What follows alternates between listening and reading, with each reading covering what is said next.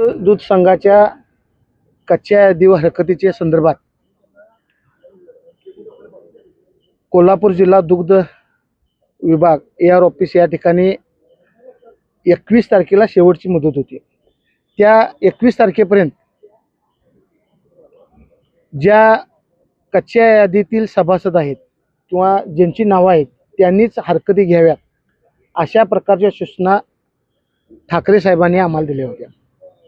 आमचं शिष्टमंडळ ठाकरे साहेबांना भेटलं आणि आम्ही त्यांना विचारले की आज शेवटची तारीख आहे आणि ज्या आम्ही अनेक दूध संस्थांच्यावर किंवा अनेक गोष्टीवर जे आम्ही तक्रार करणार आहेत तिची आम्हाला जरा माहिती दिली तर बरं होईल।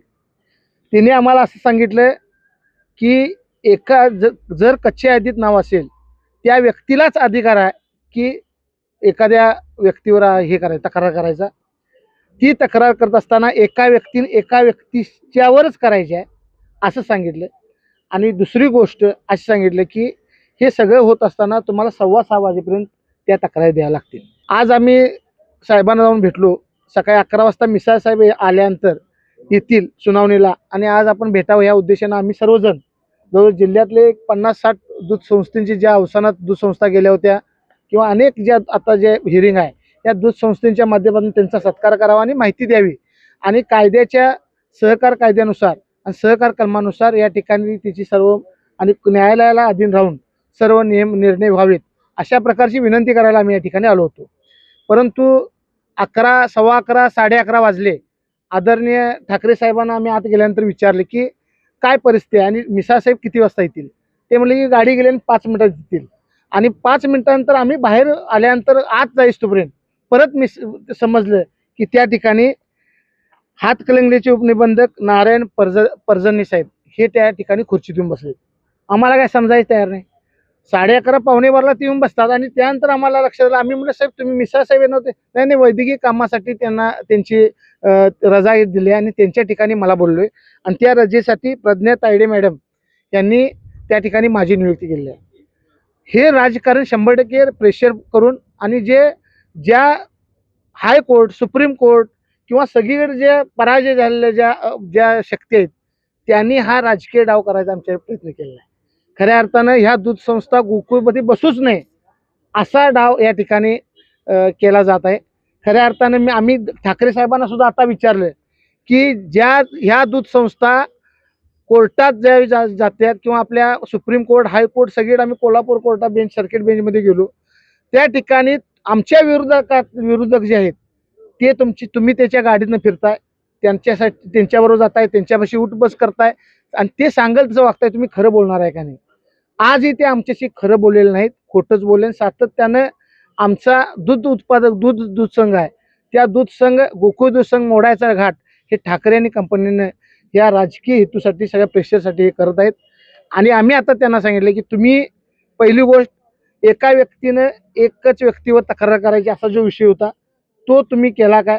एका व्यक्तीनं अनेकांच्या होता कामगारांच्या विषय काढला, कंत्राटदार कामगार असून त्यांचे डेरे असं नाहीत। आणि असं कुठं गोकुळच्या पोटनियमात आहे किंवा कुठे सहकार कायदा आहे की गोकुळच्या कामगाराचे नाव हेच होऊ नये असले जे प्रकार आहेत किंवा अनेक दूध संस्थांच्या माध्यमातून तिने तक्रार एका व्यक्तीने केले आहेत। एका व्यक्तीने तर त्या कच्च्या यादीत नावच नाही अशा व्यक्तीने सुद्धा तक्रार केली, त्यांची छाननीतून तुम्ही का काढलं नाही असं आमचं मत आहे। आणि दुसरी गोष्ट आज जी छाननी चालू झाली आहे त्यांची रीतसर आम्हाला कुठल्याही प्रकारची माहिती पोस्टाद्वारे किंवा लेखी स्वरूपात मिळालेली नाही। ज्यावेळी ही यादी कुठनं तरी व्हॉट्सअपच्या दृष्टीने व्हायरल झाली त्यावेळी एखाद्या दूध संस्थेला कुठं मिळते आणि ती दूध संस्था गावागाव सांगते तुझं नाव आहे आणि त्या माध्यमातून इथं आलेत। अक्षरशः दूध डेअरीवाले हे जे आज जे सुनावणी आहे अक्षरशः बेचैन झालेले आहेत। खऱ्या अर्थानं ह्या दूध संघात ज्या वकिलांना अक्षरशः घरात जाऊन उठवून बोलवून आणायचे पाहिले वकील साहेबांना सुद्धा की ह्या दूध संघ आमचं बघा म्हणून। आता इथं आल्यानंतर झेरॉक्स काढायला निघाले, इथं आल्यानंतर समजले की तुमचं ह्या गोष्टीवर तुमच्या तक्रार आहेत। अशा प्रकारचं काम आणि अशा प्रकारचं चुकीचं काम ह्या दुग्ध AR ठाकरे साहेबांच्या माध्यमातून ह्या ऑफिसच्या माध्यमातून होत आहे। ह्याला राजकीय दबावापोटीच हे सगळं होत आहे। खऱ्या अर्थानं ही अदृश्य शक्ती आहे ह्यांचा दूध संघामध्ये आपल्या कोर्टामध्ये म्हणजे आपल्या सहकार कोर्ट असून दे, हायकोर्ट, सुप्रीम कोर्ट इथं पराजय झाल्यामुळे हा नवीन त्यांनी फंडा या ठिकाणी डाव टाकलेला आहे। खऱ्या अर्थानं माझी सगळ्यांना ही विनंती आहे की हे सगळे अधिकारी आहेत की सहकार कोर्टापेक्षा किंवा ह्याच्यापेक्षा मोठे आहेत का काय, की सुप्रीम कोर्टापेक्षा मोठे आहेत का काय, ही मुद्दाम ह्या दूध संस्था कुठल्याही प्रकारे ह्याच्यात बसू नये, यासाठी गोकुळ दूध संघ सभास होऊ नये, यासाठी हा यांचा डाव आहे.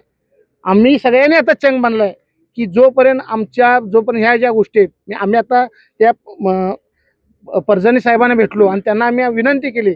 आज मी तुम्हाला सांगावं वाईट वाटते, आतापर्यंत ज्यावेळी आम्ही इथं मुद्दे मांडायला आलो, पुण्याला गेलो तर पोलीस आमची संख्या जर 100 असेल तर पोलीस 200-200.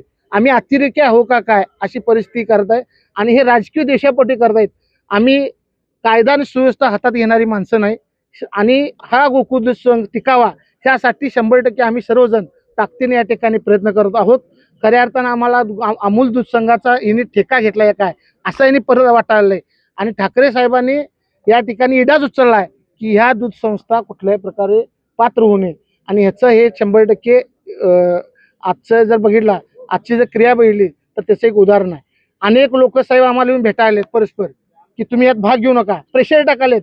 तर खऱ्या अर्थाने ह्या दूध संस्था टिकायसाठी आमची प्राणाची आहुती जरी गेली तर आम्ही मागं पाठवून बघणार नाही. या संस्था कायदेशीर नैसर्गिक तत्वाचा वापर करून या संस्था कुठल्याही परिस्थितीत पात्र होणार म्हणजे होणार आणि सगळ्यांना मतदानाचा अधिकार होणार आणि हा गोकुळ संघ देशात 1 नंबरला जाणार म्हणजे जाणार, यात काय आमच्या मनात शंका नाही.